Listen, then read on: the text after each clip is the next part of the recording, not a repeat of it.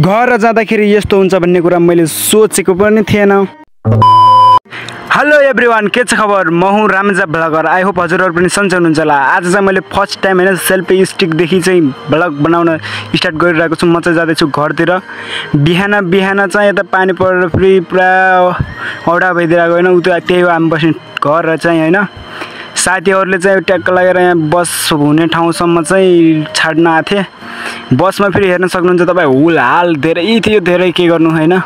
जसरी भए पनि सबलाई सुविधा चाहिएको थियो।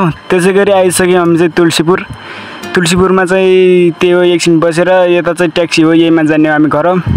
तुलसीपुरदेखि पनि हरियो होइन, टक्क लागेर के गर्नु। अनि बाटोमा चाहिँ दामी सिनहरू छ होइन, त्यही हो।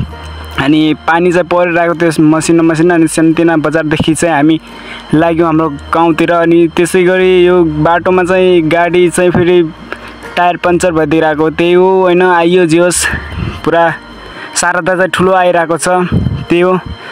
आउँदा चाहिँ लास्टै होइन के गर्नु, हालत खराब भयो। तर केही छैन, जे होस् हालत चाहिँ लास्ट खराब भयो, त्यही हो। अब ब्याकको सिन हेर्नु।